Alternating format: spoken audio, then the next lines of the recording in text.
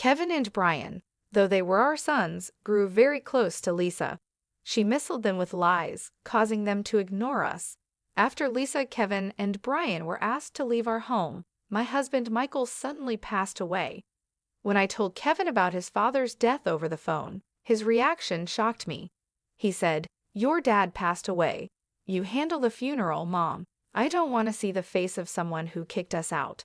We're having a great time here, so don't bother us. Just tell the relatives we can't come because of work or something." I was speechless. A week after the funeral, I got a letter from Michael addressed to me. He wrote, "Please read this without our sons knowing." As I read, I was filled with emotion. Lisa had caused so much trouble in our family, and Kevin and Brian didn't even come to their father's funeral. I couldn't let it end this way. My name is Olivia. I'm 56 years old, a housewife, and I also work full-time. I met Michael at a party for new employees at our related companies. I'm not much of a drinker, but I couldn't turn down the drinks I was offered and ended up feeling very sick. I was sitting in a corner, looking for a chance to leave when Michael noticed me. He started talking to me and even arranged a taxi for me. Later, I took a day off to thank him at his office. He was surprised to see me, but pleased. "Coming all this way just to say thanks. You're really thoughtful." We became friends, started dating, and eventually got married. We both longed for a warm family life. Michael had a tough upbringing, and I lost my parents when I was young. We believed we could be happy together, but living with each other brought unexpected challenges, mostly because of Michael's sister, Lisa. Before the wedding, I tried to meet her, but she was too busy. Our first meeting was at the wedding. Michael's parents had passed away, so it was a simple ceremony with just friends and relatives. Lisa drew attention in many ways. She wore a pure white dress that was quite revealing and had heavy makeup, like a stage actress, and wore lots of perfume. I tried not to show how upset I was, but Lisa either noticed or just didn't like me from the start. She didn't say hello and made fun of me. She said to Michael, "Couldn't you find someone better at your workplace? Having such a plain sister-in-law is embarrassing. But maybe she suits you, Mr. Super Serious." Michael looked like he wanted to argue, but a fight on our wedding day seemed like a bad sign. I said, "I'm fine, let's go get ready." I forced a smile and led Michael away. That was our awful first impression, but I didn't worry too much, thinking we would only see Lisa at family gatherings now and then. However, things changed dramatically. Soon after a short marriage, Lisa moved in with us because of her husband's cheating. She said, "My ex left, and I want to move out too. Our parents sold their place when I got married, so I can't go back to my parents' house. Can I stay at Michael's place for a while?" Michael was clearly annoyed and said, "Why don't you rent an apartment? You got plenty of alimony, right? Just let me stay until I find a nice place. I want to take my time, not settle for a rundown house." But in the end, Lisa just showed up with her stuff and moved in without asking. The main issue was Lisa didn't seem to realize we were taking care of her. She acted like it was her own house, which was very stressful for Michael and me. Lisa would go out every night, sleep until the afternoon, and then spend the day lounging on the living room sofa, playing with her phone or just watching TV. This was her routine until she went out again after dinner. Sometimes I took a day off and stayed home, so I saw this was what she did every day. When I came home tired in the evening after working all day, Lisa would ask in a complaining tone, "Hey, is dinner ready yet? How long until it's done?" I would say, "In about 50 minutes." She would reply, "That long? Hurry up, will you?" She also made rude comments about my cleaning, saying things like, "You're not very good at this," or "You're cutting corners." I share the cleaning duties with Michael. He's tired too. Lisa told me, as a wife, you should be doing all the household chores. I didn't want to complain to Michael about Lisa because I didn't want to ruin their relationship as siblings. But he noticed that I was becoming unhappy. When Michael asked me about it, and I told him about Lisa's behavior, he got really angry. He told Lisa, "Don't overstep your boundaries. You're just a guest here.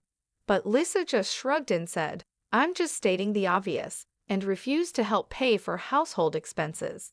She said, I'm still in shock from my husband's cheating. How can I work in this state? And you want to charge me? I can afford to pay for clothes and go out drinking. Lisa's attitude made both Michael and I very upset. My dream of a happy married life was turning into a nightmare because of her. Michael and I wanted to have kids soon, but it seemed like the stress over Lisa was getting in the way. We were even thinking about getting medical checks when I found out I was pregnant in our 6 years of marriage. We were so happy and cried tears of joy. Michael saw this as a chance to suggest Lisa move out. He told her, we're going to need more space when the baby comes. Maybe it's time you move to your own place. Then Lisa asked me what I planned to do about work. I said I planned to return to work after a year of parental leave. She offered, well, I can look after the baby, but we plan to use daycare. I checked around and found out that all the daycares, even the unlicensed ones, had long waiting lists. A few months later, as my belly began to show, Lisa said confidently, I'll take care of the baby until you get a daycare spot. I owe you, and I'll do it for free. It'll be tough on your finances if you quit your job. After discussing it, Michael and I reluctantly agreed to let Lisa help. I was very worried, but to my surprise, Lisa took excellent care of our newborn Kevin. She learned about childcare online, prepared his meals, and even took him to parks and community centers. She was so dedicated to Kevin, and it showed in how much he adored her. Even when our second son, Brian, was born 3 years later, Lisa's care didn't change. With Michael and me busy at work, we were thankful for her help with the kids. But as the boys grew older, they started to avoid us more. When we suggested going to the amusement park or having a barbecue for Brian's birthday, they would say, Lisa already took us to a fancy place, or we're going with Lisa to a high-end sushi restaurant. It was hard for Michael and me to see how excited they were about spending time with Lisa. Even after Kevin and Brian started elementary school, they preferred being with Lisa, even on weekends. They barely talked to us and acted like we weren't important, spending all their time playing games or going out with her. Things got even worse as Kevin got older. He openly showed he didn't like us, ignored us, and even made rude noises when we tried to talk to him. Once, when I told him not to eat while playing on his phone, he snapped at me, "Shut up, old lady." I was shocked to hear him say, "It would have been great if Lisa was our mom. She gives us money and takes us places." The boys even said being born to us was a mistake, and that they heard from Lisa we didn't really want kids. That hurt a lot. I calmly explained that Lisa, while not working and just living off her alimony, wasn't contributing financially. Kevin dreamily said that Lisa's lifestyle was something to aspire to, and added, "But she raised us right. Complaining about her seems weird." They even questioned if we wanted kids at all, believing Lisa's claim that we had them just out of obligation, which was not true. Michael and I always wanted kids, and Lisa had only offered to help until we found daycare. I was very upset and couldn't believe what Kevin was saying to me. He smirked when he saw how upset I was and said, "You guys are always so annoying, telling us to do homework and that we played too many games." Lisa says it's fine not to do homework and even stays up playing games with us until morning. I snapped back, "Lisa isn't responsible for your future. Your dad and I tell you these things because we care about you, even if it means you might hate us." "Yeah, right, you're just jealous because we're close to Lisa. How dumb. Maybe you shouldn't have let her take care of us." I felt like crying. When I looked up, I saw Michael at the doorway, his fists shaking. He asked, "Who do you think you're talking to?" "Oh, hey, Dad. Working late again today? Must be tough with such a small salary." The boys laughed mockingly, leaving Michael speechless. "Finally, you talk to us, and it's just to mock your parents," Michael shouted. "Stop being so loud," Lisa called out as she came downstairs to the kitchen, looking annoyed. Getting worked up over what kids say is so immature. It's because you spoil them that they're like this, Michael yelled. I've had enough. Get out now. What? I've been nice to my nephews, and this is the thanks I get. If you're going to stay, then pay your way, Michael said. Lisa puffed up her cheeks and finally agreed. Fine, I'll leave. Happy now? Lisa, you're really leaving? No way. But Lisa quickly went to her room, packed her things in a suitcase, and came down to the entrance. I've put my clothes in boxes. I've arranged for movers this weekend. Leave it until then, okay? Lisa, are you really going? Yes, take care. She smiled at Kevin and Brian as they saw her off to the gate. Then she left. But it was too late to fix the relationship between us and our sons. As teenagers, Kevin and Brian became more rebellious. Kevin quit his job within a month after finishing high school, and 1 year later, Brian quit his job after just a few days. They talked about starting a business together and made some questionable deals, spending their money from odd jobs in one night. After a big argument, Michael kicked them out of the house. When you get a job, come back. No way we'll ever come back to this place. And so Lisa, who had caused so much trouble in our family, and the sons she influenced, Kevin and Brian, left, and it was back to just my husband and me. I was worried about how Kevin and Brian were doing, but without the four of them causing chaos, I felt relieved at the end of the year. Just as I was about to leave work and head home, I got a call from Michael's colleague. Are you Olivia? Michael collapsed at work. He's currently in the ICU at the city hospital. I said I would be there right away. I tried to stay calm and drove to the hospital. At the ICU, I waited in the hallway until the doors opened and a doctor in a white coat came out. He looked sad as he told me, "We did our best, but I'm sorry. I was too shocked to speak." That morning, Michael had left for work as usual. We had talked about keeping our schedule open for our anniversary next month. Sure, the usual restaurant. I have a surprise planned for this year. I never thought that would be our last conversation. Everything felt gray and meaningless as I stood there. I decided to contact Kevin, Brian, and Lisa to tell them Michael had passed away. I left a voicemail and sent a message. That night, Kevin called back while he was at a restaurant. I could hear music and laughter in the background. As I tried to tell him about his father, my voice shook. Kevin laughed and said, "The funeral and stuff, I'll leave it to you, Mom. I don't want to see the face of someone who kicked us out. We're having fun here, so don't bother us." I could hear Lisa chuckling in the background. "Just tell the relatives we're absent because of work. Say hi to them for us." I stood in shock for a while, holding the phone. Were these really Michael's sister and sons? Feeling empty, I knew I had to go ahead with the funeral arrangements. I got in touch with Michael's family and the funeral home we usually use to arrange a family funeral. Saying goodbye so suddenly didn't feel real, and I didn't cry during the funeral. But as everyday life continued, the pain of losing Michael kept hitting me. While making dinner, setting up to record a TV show we watched together, or making coffee, I'd accidentally make enough for 3 or start talking to him before realizing he was no longer there. That's when I couldn't hold back the tears. A week after Michael passed away, I was watering the flowers when the mailman arrived. I took the mail inside, and among the junk mail, I found an envelope addressed to me. The handwriting was unmistakably Michael's. Overwhelmed with emotion, I opened it. The letter explained that he had asked a friend to send this if something happened to him. After expressing his thanks for our years together, one line stood out, asking me to keep this from our sons. Moved by the letter and realizing how much Michael knew I worried about the kids, I wiped away my tears and decided to take action. Lisa had hurt our family, and Kevin and Brian hadn't even come to their father's funeral. I was determined not to let it end this way.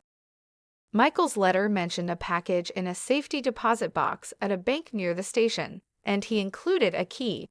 I went to the bank, entered the safety deposit box area next to the ATMs, and nervously followed the instructions. I inserted the card, entered the PIN, and a part of the table opened to reveal the safety deposit box Michael had rented. I used the key, found everything Michael mentioned, and took them with me. Later, I invited Lisa, Kevin, and Brian to my house. I decided to share Michael's inheritance with everyone important to him. With the promise of inheritance, Lisa, Kevin, and Brian came quickly. They had skipped the funeral but were eager for the inheritance, which showed their shamelessness. Lisa couldn't even wait while I was making tea. She blurted out, "Stingy Michael had an inheritance. Maybe he hid money because he was so stingy. Being stingy might not be so bad after all. I wonder if he put his inheritance in some account. I'm excited." Then she looked at me and smiled. "You did the right thing telling your sister-in-law." "Mom, stop beating around the bush. Is Dad's inheritance in jewels, maybe gold bars?" As they all fidgeted, I smiled and said, "Before that, please listen to this." I put an IC recorder and Michael's cell phone on the dining table, which confused them. "Is that Dad's cell phone? And what's this? An IC recorder? The kind used for investigating affairs? I see it on TV. Wait, did Dad have an affair?" Kevin laughed mockingly, but his smile vanished when I pressed play. Kevin's voice came through, talking on the phone. "Yeah, remember that old lady you met at our house? Lisa. She wears so much makeup and clings to me, calling me Kevin dear. It's gross, but she'll hand over money if you flatter her. There's a use for fools and old ladies." As Kevin froze, Lisa's face filled with anger. When the recording stopped, Lisa angrily asked, "What was that, Kevin?" He replied, "I don't know, a stranger maybe, or Dad recorded that voiceover." Lisa shouted, "Michael was too tech illiterate to do something like that." As Lisa and Kevin argued, Brian tried to leave quietly.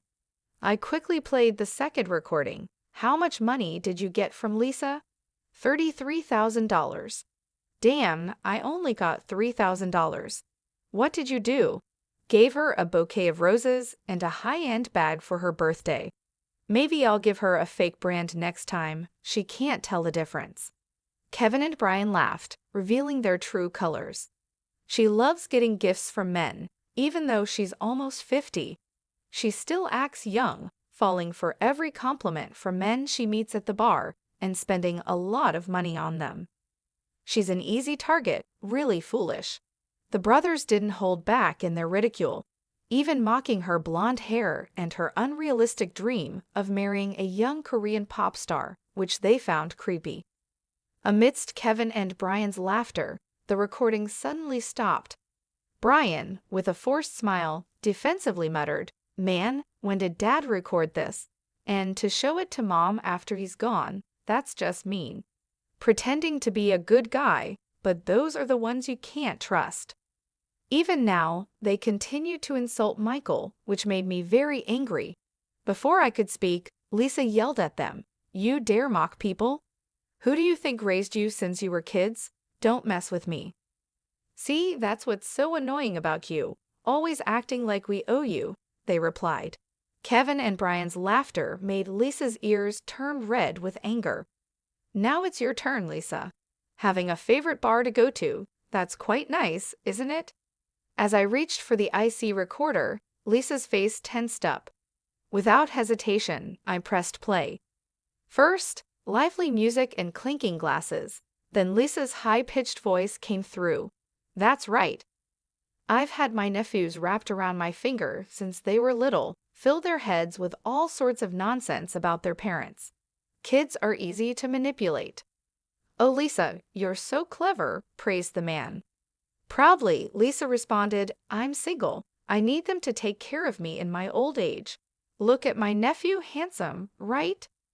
"True, they look like models or pop stars," the man replied, growing more talkative. "I dream of my nephews feeding me, taking me on amusement park dates, even changing my diapers in the future." "Oh wow, going into a facility? No way, if I'm going to be looked after, it's by handsome men only. Can't wait." I stopped the playback and looked at Lisa. With Kevin and Brian's intense gaze upon her, she turned away. So both my brother and his wife had nasty hobbies, recording things secretly. You were gallivanting around so much, I heard from relatives and got curious. After all, the alimony from your ex-husband should have run out after 24 years, yet you remained unemployed. So I hired a private investigator to look into your background. I explained what had been recorded. Lisa, you really are quite a character. No, not funny at all. Creepy, really. What do you think of us? As the brothers cringed and hugged themselves, Lisa's eyes narrowed in anger. Shut up. I doted on you, spent my time and money. What's wrong with expecting something in return? Oh, you mean this? I said as I spread a bank book on the table, making Kevin and Brian's eyes light up. Oh, is this finally the inheritance? Well, sort of, I said suggestively, glancing at Lisa, who looked nervous and sweaty, her eyes darting around as if looking for a way to escape. I turned to Kevin and Brian. Remember what I told you before? Michael cut ties with his father before we got married, remember? Kevin nodded. Our grandfather, Dad's father, didn't work seriously. He relied on the family fortune and racked up a huge debt, I continued. That's right, I added. Michael's mother worked herself to death paying off those debts, right, Lisa? Yes, Lisa nodded. So the inheritance Michael received from wealthy relatives, he kept it a secret and deposited it in an account for you four. We never heard about this. If there was money, why didn't he tell us, they asked. He planned to proceed with the inheritance once you started working seriously. But before that, someone used it without permission, I explained. Kevin and Brian turned to look at Lisa. No way, they said. Yes, I continued. Lisa had been taking Michael's bank book and seal without permission during his lifetime and withdrawing money. Kevin and Brian looked at the bank book, which now showed $300,000 down to $20 in 2 years. Hey, what did you spend it on? They demanded. Well, this guy convinced me there was a great investment opportunity. I thought I could double it and pay it back. I just borrowed it, that's all, Lisa tried to explain as she squirmed under their gaze. Kevin and Brian exploded in anger. Don't joke, that was supposed to be our money. Just $300,000 and you're making a fuss? Considering the effort I put into raising you, you should be giving it to me for free, Lisa shot back defiantly. This made Kevin and Brian even angrier, their veins popping on their foreheads, looking ready to confront her. But that wasn't all about Lisa. I sighed and spread Kevin and Brian's bank books on the table. You both started working right after high school, so the college funds were left untouched. I was going to give it to you once you started working seriously, but this too was meddled with. Seeing only a few pennies left in their accounts, Kevin tore at his hair in frustration and Brian almost cried. Damn it, woman, what you're doing is criminal. Yeah, we'll sue you, they threatened. Don't be silly, it's called family theft and doesn't count as a crime when done by a relative, Lisa replied, crossing her arms and legs and laughing annoyingly. I'll pay it back someday, maybe in the next life. You could be charged for it. That's why I called the police earlier, I said. At my words, Lisa's eyes widened in shock. Huh? Indeed, relatives living together can't be charged for crimes, which is why Michael kicked you out, planning to report you. Dumbfounded, Lisa asked in disbelief, you betrayed your husband's sister. Well, yes, that's what happened, I confirmed. Really unbelievable, after all I've done for you. How ungrateful, Lisa complained. Who's ungrateful here? I yelled back, silencing the room. I glared straight at Lisa, unleashing my fury. Because of you, our family is a mess. It's beyond repair. What are you going to do about it? Overreacting much, Lisa shrugged. I should have never trusted you and kicked you out sooner, I said. Then Lisa turned to Kevin and Brian, spreading a sinister smile across her face. I wanted to be a mom, huh? Since I couldn't become one, I thought I'd take your mom away from you too, out of spite. Kevin and Brian looked terrified. Are you okay in the head? Just stay away from me for good. That's a problem. I came today to borrow money from you, Lisa smirked. We're family, so we should help each other in times of need, right? Yeah, right, Mom. Suddenly, Kevin and Brian, who had been furious moments ago, put on a smile. Actually, we're broke too. Got fired for talking back at work for taking a little unscheduled break. They're so arrogant, Brian and Kevin complained bitterly. I felt a headache coming on. Getting fired is what you deserve, huh? Why? Yeah, we got kicked out of our apartment, Kevin casually revealed. Didn't pay the rent, so we'll stay here for a while. That's okay, right? And cover our debts. Once we're debt-free, we'll start working seriously. Can't you lend us about $60,000? You're working after all. Faced with their brazen request, I was stunned. I felt a surge of anger. Don't mess around. I have nothing to lend to sons who skipped their father's funeral. I refused strongly, but they kept asking. Please, Mom, if you keep this up, I'll report you to the police too. Don't ever set foot in this house again. Just then, a police car siren stopped in front of the house. Lisa, trying to escape in a panic, ran into the police officers at the front door and was quietly taken away. Damn, are we going to get arrested too? Let's just get out of here for now, Kevin and Brian said.